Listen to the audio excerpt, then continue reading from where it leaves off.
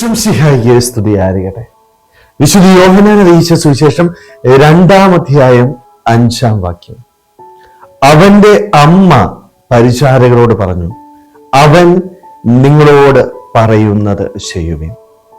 ഇന്ന് ലൂർദ് മാതാവിന്റെ തിരുനാളിന്റെ മംഗളങ്ങൾ ഏറെ സ്നേഹത്തോടെ ഏവർക്കും നേരുന്നു. പരിശുദ്ധ അമ്മയോട് കൂടുതൽ പ്രാർത്ഥിക്കാനായിട്ട് നമുക്ക് സാധിക്കണം.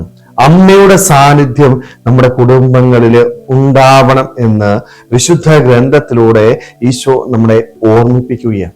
പരിശുദ്ധ അമ്മയോട് പ്രാർത്ഥിക്കുമ്പോൾ അമ്മ എൻ്റെ ജീവിതത്തില് എനിക്ക് വേണ്ടത് ദൈവസന്നിധിയില് മാധ്യസ്ഥം വഹിക്കും. നമുക്കറിയാം, ഒരു കുടുംബത്തെ സംബന്ധിച്ചിടത്തോളം അമ്മയ്ക്കാണ് ആ കുടുംബത്തെ കുറിച്ച് കൂടുതൽ അറിയാനായിട്ട് പറ്റുന്നത്. ആ കുടുംബത്തിന്റെ ആവശ്യങ്ങൾ കണ്ടറിഞ്ഞ് യഥാർത്ഥത്തിൽ ചെയ്യുന്ന ഒരു വ്യക്തിയാണ് അമ്മ എന്ന് പറയുന്നത്, അല്ലെ? പരിശുദ്ധ അമ്മ എൻ്റെ കുടുംബത്തിലുണ്ടെങ്കിൽ എൻ്റെ ജീവിതത്തിലെ എൻ്റെ ആവശ്യങ്ങൾ കൃത്യമായിട്ട് മനസ്സിലാക്കി ദൈവസന്നിധിയിൽ എനിക്ക് വേണ്ടി മാധ്യസ്ഥം വഹിക്കാനായിട്ട് തയ്യാറാവും. കാനായിലെ കുടുംബത്തിലും നമ്മൾ കാണുന്നത് ഇത് തന്നെയല്ലേ? പരിശുദ്ധ അമ്മയുടെ സാന്നിധ്യം ഉണ്ടായിരുന്നപ്പോൾ ആ കുടുംബം ഒരു പ്രതിസന്ധിയിലൂടെ കടന്നു പോവുകയാണ്. ഈ പ്രതിസന്ധി മനസ്സിലാക്കിയ പരിശുദ്ധ അമ്മ തന്റെ പുത്രന്റെ സന്നിധിയിൽ വന്ന് ആ കുടുംബത്തിന് വേണ്ടി മാധ്യസ്ഥം വഹിക്കുകയാണ്. ആ കുടുംബത്തിന്റെ ആവശ്യങ്ങള് ഈശോയോട് ചോദിച്ച് ഈശോ അത് നിറവേറ്റി കൊടുക്കുന്നത് നമ്മൾ കാണുന്നുണ്ട്. സ്നേഹമുള്ളവരെ, നമ്മുടെയും കുടുംബത്തില്, നമ്മുടെയും വ്യക്തിപരമായ ജീവിതത്തില് പരിശുദ്ധ അമ്മയുണ്ടെങ്കിൽ നമ്മുടെ ജീവിതത്തിന്റെ ആവശ്യങ്ങള് പരിശുദ്ധ അമ്മയ്ക്ക് പെട്ടെന്ന് മനസ്സിലാക്കാൻ പറ്റും.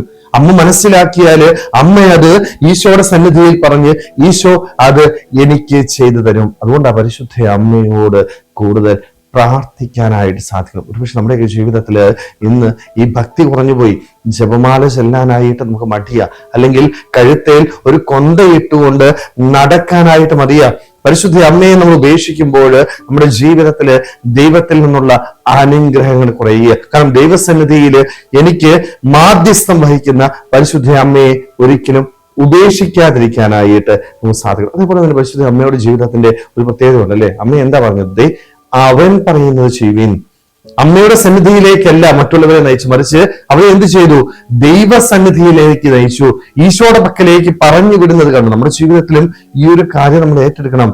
ഓരോ കാര്യങ്ങൾ നമ്മൾ ചെയ്യുമ്പോഴും അതൊരിക്കലും നമ്മുടെ കഴിവുകൊണ്ടല്ല, ദൈവം തന്നതാണ് എന്ന് തിരിച്ചറിയാൻ പറ്റണം. മറ്റുള്ളവരെ ദൈവസന്നിധിയിലേക്ക് നയിക്കുക എന്നതാണ് നമ്മുടെ ജീവിതത്തിന്റെ ലക്ഷ്യം. പലപ്പോഴും ഈ ലക്ഷ്യം നമ്മൾ മറന്നു പോകുന്നുണ്ട്.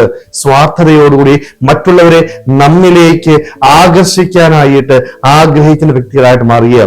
നമുക്ക് സ്ഥാനം കിട്ടണം, നമുക്ക് അംഗീകാരം കിട്ടണം എന്നുള്ള മനോഭാവത്തോടുകൂടി അതുകൊണ്ട് മറ്റുള്ളവരെ നമ്മിലേക്ക് ആകർഷിക്കുക. ഒന്നും നമ്മുടെ കഴിവല്ല കേട്ടോ, എല്ലാം ദൈവത്തിന്റെ ദാനമാണ്. അതുകൊണ്ട് നമ്മുടെ പക്കലേക്ക് വരുന്നവരെ ദൈവസന്നിധിയിലേക്ക് നയിക്കുവാനായിട്ട് നല്ല മാതൃക കൊടുത്തുകൊണ്ട് കൂടുതൽ ജീവിക്കുവാനായിട്ട് പരിശുദ്ധ അമ്മയോട് കൂടുതൽ പ്രാർത്ഥിച്ച് അമ്മയുടെ സാന്നിധ്യം നമ്മുടെ ജീവിതത്തിലും നമ്മുടെ കുടുംബത്തിലും ഉണ്ടാകുവാനായിട്ട് നമുക്ക് ഓരോരുത്തർക്കും ആത്മാർത്ഥമായിട്ട് ആഗ്രഹിക്കാൻ ശ്രമിക്കാം.